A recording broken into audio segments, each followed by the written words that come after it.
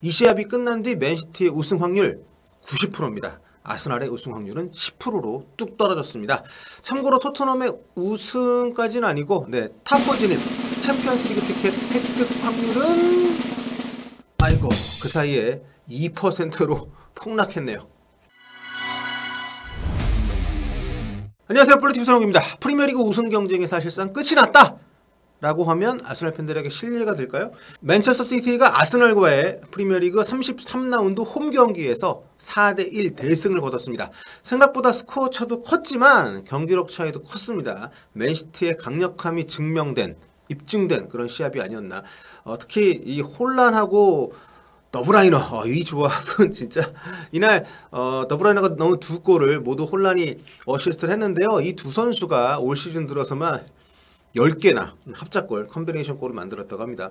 만약에 이 둘이 얼마나 같이 오래 뛸지 모르겠지만 만약에 서너 시즌 뛰면은 정말 손케 기록까지 넘을 수 있지 않을까 이런 걱정이 될 정도로 정말 대단한 그런 컨비네이션을 보여주고 있는데, 아무튼 이 두 선수만이 아니라 팀 자체가 상당히 이제 강력하게 단단히 굳혀져 있어서 올 시즌 맨시티는 그야말로 첫 챔피언스리그 우승의 적기가 아닌가 이런 생각까지 들더라고요.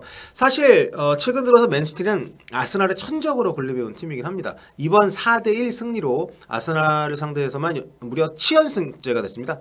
7경기에서 단 4골만 내줬고요. 그동안 무려 21골을 넣었습니다. 진짜 아스널한테는 맨시티가 우승의 큰 걸림돌입니다. 여러모로 아르테타 감독이 그래도 가르디올라 감독의 일종의 뭐 제작까지는 아니더라도 좀 많이 그래도 배웠을 거 아니에요, 맨시티 코치하면서. 근데 어쨌든 좀 넘어서고 싶은 마음이 누구보다 굴뚝 같을 텐데 이번에도 참 쉽지 않은 그런 경기가 됐습니다. 일단 아스날을 잡은 가장 예리한 맨시티의 칼, 김덕배였습니다. 케빈 더브라이너. 이날도 와 정말 그 선제골 보셨습니까, 여러분? 예리한 송곳같이 꽂아 넣는 골로 아주 뭐 아스날의 숨통을 끊어놓는 정말 인상적인 골을 만들었고, 그 골 비롯해서 멀티골, 그리고 전반 추가 시간에는 존 스톤스의 추가골까지 어시스트를 했습니다. 이 골 그리고 1도움까지 공포인트 3개를 기록을 했고요. 이로써 데브라이너의 아스날전 성적은 14번 뛰어서 11승을 했고요. 그리고 8골 4도움입니다. 거의 뭐 경기당 공격포인트를 하나씩 기록하는 정도다 이렇게 보시면 될 것 같은데, 그리고 이날 데브라이너의 두 골을 모두 어시스트하면서 골은 넣지 못했던 엘링 홀란, 이대로 경기가 끝이 나나 싶던 시간에 갑자기 묶은 머리를 풀어헤치더니 저는 경기 끝난 줄 알았어요. 경기 종료 직전, 그러니까 추가 시간 거의 끝날 무렵에 팀의 4번째 골을 완성을 시켰습니다. 아니 무슨 삼손도 아니고 머리 푸니까 바로 골 넣더라고요. 근데 솔직히 긴 머리가 잘 어울리긴 합니다. 꽃미남 골잡이다운 또 패션 센스. 홀란의 이날 득점, 프리미어리그 29경기 만에 33호 골입니다. 프리미어리그가 이제 38라운드 체제로 치러진 시즌만 따졌을 때 기존 최다골은 살라의 2017-18 시즌 32골이었거든요. 이걸 넘어서는 최다골 신기록입니다. 근데 아직 경기 수가 많이 남았기 때문에 40골 가지 않을까? 자, 그리고 모든 대회 통산으로 따지면은 맨시티에 와서 올 시즌에 42경기를 뛰면서 벌써 49골 넣었다네요. 야, 참 대단하다 너. 게다가 지금 경기를 보면 더 발전하는 모습도 많이 보이고, 이제 뭐 연계라든가 또 동료들을 활용하는 플레이까지 점점 아주 뭐 원숙해지고 있기 때문에 홀란은 다음 시즌이 더 기대가 되는 선수가 아닌가 싶습니다. 자, 현재 순위를 보면요, 아직은 아스날이 승점 75점으로 1위이긴 합니다. 2위 맨시티와의 승점차가 2점.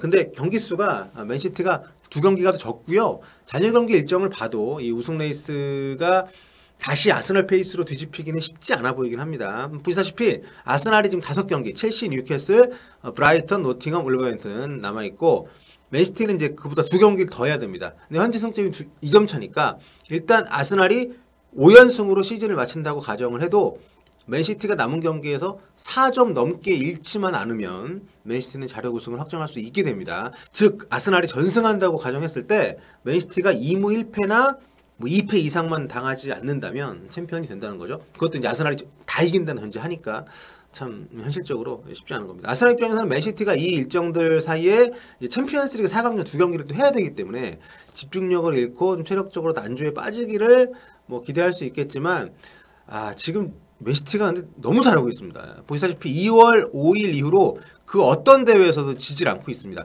리그만 2월 5일이 벌써 여러분 거의 석 달 다 돼가요. 리그만 따지면 2월 5일 토트넘 원정에서 패배한 이후로 10경기 무패입니다. 무려 9승 1무예요. 남은 7경기에서 2경기 이상 못 이기기를 기대하는 게 사실 쉽지가 않은 기세입니다. 그나저나 토트넘은 진짜 희한하지 않습니까? 아스날 입장에서는 정말 죽음의 4월입니다. 이번 맨시티전을 포함해서 최근 리그 4경기에서 단 1승도 거두지 못하고 있는데요. 승점 12점이 걸려있던 4경기에서 3점밖에 추가를 좀 못했기 때문에, 그러니까 9점을 잃어버린 거죠. 예. 맨시티 추격을 따돌리는데 이제 실패를 했다고 볼 수 있겠고요. 특히 이제 최근 그 승점 추가를 실패했던 그런 경기 내역들을 보면 좀 안타깝습니다. 특히 안필드 원정에서 피르미노한테 그 내줬던 극장골을 비겼고, 웨스트햄과의 원정 더비에서 2골차 리드를 지키지 못한 채 또 무승부를 당했기 때문에 이 두 경기에서 모두 앞서가다 비긴 게 좀 컸고요.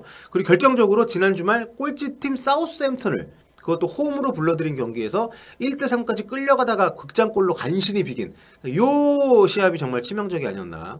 부상자도 있고 뭐 어선했다고 합니다만은 그래도 우승팀이 되려면은 이런 걸 좀 극복을 해야 되는데, 그러니까 우승하는 팀들은 결국 시즌 초나 중반에 약팀들을 만났을 때 승점을 잃지 않고 특히 결정적인 순간에서 비길 경기를 이기고 질 경기를 비기는 이런 어떤 좀 뭐랄까 그 뒷심이 좀 있어야 되는데 그 부분에 있어서 아스날이 조금 아쉬운 시즌이 되지 않았나.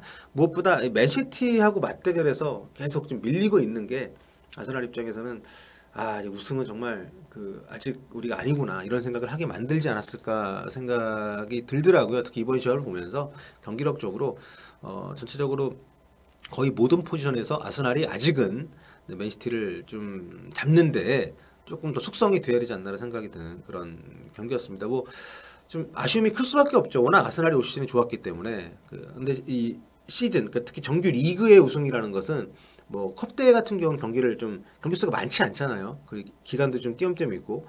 근데 이 리그라는 것은 정말 쉼 없이 매주 이 선수단 여러 가지 변수를 통제하면서 또 경기를 운영을 해야 되고, 상대에 대한 시즌 초반에는 노출이 덜 돼 있지만 시즌이 이제 거듭되면서 전술이 어느 노출이 되고 거기에 대한 상대가 또 파해법을 들고 나오고 이런 부분에 대한 적응이 시즌을 치르는 입장에서 중요하기 때문에 이렇게 시즌 초반부터 계속 1등을 달리고 있던 아스날 입장에서는 매 경기를 정말 방어전을 치르는 상황으로 해왔잖아요. 그러다가 좀 결정적인 상황에서 또 맨시티를 만나서 대패를 했기 때문에 좀 쉽지 않은 그런 마무리가 되지 않을까. 하지만 뭐 아까 그 우승 확률도 0%가 아닙니다. 10%입니다.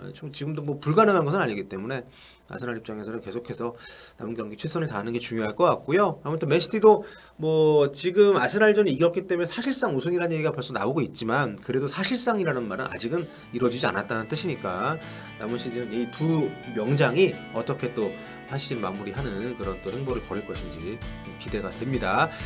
자, 올 시즌 프리미어리그 사실상 결승전이었던 맨시티 아스날 경기 얘기해봤습니다. 다음 시간에 뵐게요.